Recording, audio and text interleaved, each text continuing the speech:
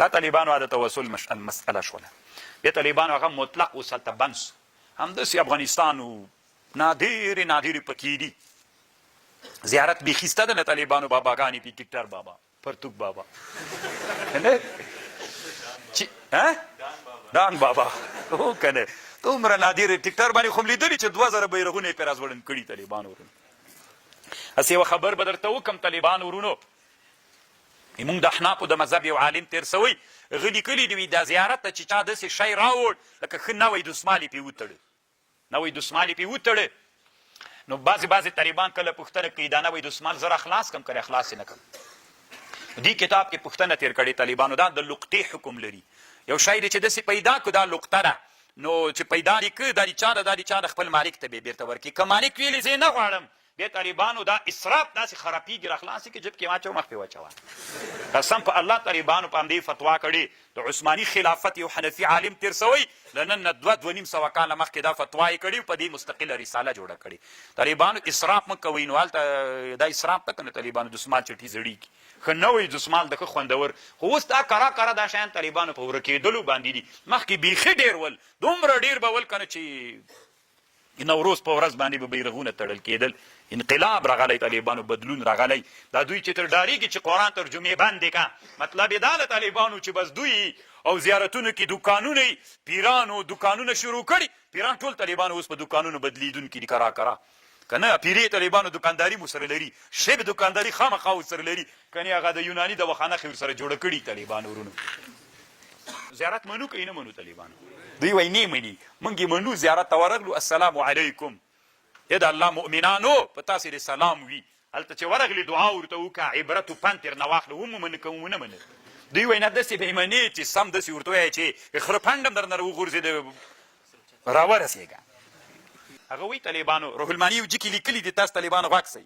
روح الماني یو جکې لیکلي دي، وایي زه یو ورځ ناست وم په یو مجلس کې په بغداد کې، وایي چا غږ وکړه ای عبدالقادر جیلاني صاحب راورسېږه. دا څوک سو طالبانو؟ استغاثه سوه که نه؟ وایي ما ورته ویلې چې دا شرک ته ناروا ده. استي وایي ما ته وایي ویلې چې عبدالقادر جیلاني صاحب دا اوس دومره علم لري چې د ما په سر کې څومره ویښتان دي په هغو علم لري. ته ما ته وایي چې دا ناروا ده. روح الماني خپله وایي وایي ما ته ویلې چې دا ناروا ده. وایي ما ته یې ویلې چې ما پسې مشوره کړې وه چې له اولیاو سره یې ورانه ده. چې وایي په ما پسې مشوره کړه چې له چا سره یې ورانه ده. نو طالبانو که دا ولي عبدالقادر جیلاني رحمه الله خبر سي او نن عصر کې ژوندی وای داسې ورته ویلي وای چې خلک په تا کومک غواړي طالبانو، هغه به څه ویلي بله فتوا به یې چی کړې وه چې شرک کوئ. نو دی د اولیاو بېځای وایي ما پسې مشوره کړې وه چې اولیاو سره یې ورانه ده طالبان. ما هم یو وخت کې طالبانو دا ګډېدا باندې ردونه کړي ول، بیا ما پسې مشوره کړې وایي اولیاو سره وران ده. نو مې یو اولیا دي یو ګډېدونکي دي طالبانو. ما له ګډېدونکو سره ورانه ده طالبانو، نه له چا سره. ولی طالبانو ولی خو د الله دوستان دي طالبانو، ولی سره به یې چا وراني. نو دوی طالبانو دا ګډېدل سره ورانه، نو دوی وایي موږ د الله اولیا یو، ستی الله اولیاو سره ورانه. ان الذين كفروا لو ان لهم ما في الارض جميعا، ان الذين كفروا کسان چې کافر دي، لو ان لهم ما في الارض جميعا که دوی لره هغه ټول چې په مځکو کې دي، یعنې دا ټول شیان دوی لره چې په مځکه کې دي دا د دوی سي. ومثله معه او په مثل د دې له دې سره لیفتدو به چې دوی فدیه پې باندې ورکي من عذاب. ومثلو لیفتدو دوی به فدیه پې ورکړې وه په دغه شیانو له عذاب دغه ورځې د قیامت نه. ما تقبل منهم ولهم عذاب علیم، الله دوی لره عذاب د علیم درد ورکوونکی.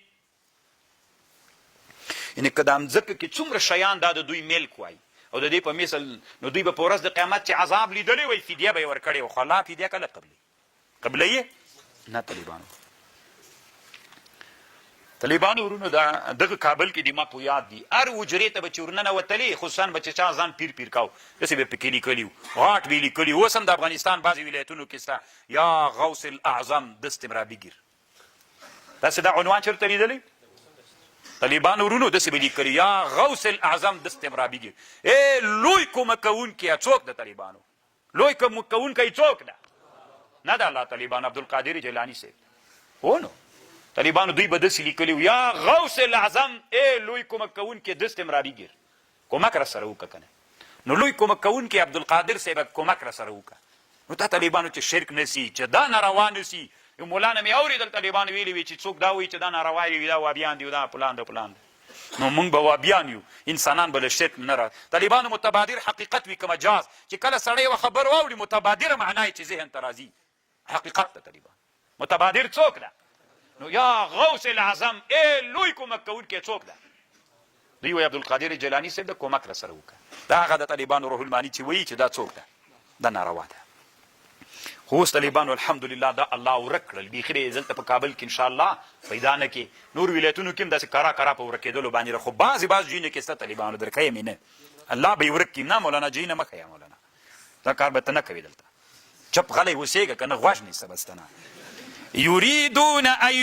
یریدون ان یخرجوا من النار یریدون اراده لري ان یخرجوا من النار چې دوی راوزي له اور نه وما هم بخارجین منها ولهم عذاب مقیم طالبانو دوی به بیا له اور راوتی نسي او دوی لپاره به عذاب دایمي وي هلته خو طالبانو نبي علیه السلام شفاعت باندې خلک له جهنم راباسي که نه راباسي نو دا آیات خو د حدیث د شفاعت سره د طالبانو ورونو علامه شهاب الدین الوسی رحمه الله رد کوي په معتزله باندې هغه وایي چې دلته مراد ترنه کافران دي آیات کې مراد کافران دي کافران نه راوځي له جهنم نه یو ګناهګاران دي هغه به په شفاعت د نبي باندې صلی الله علیه وسلم څنګه کیږي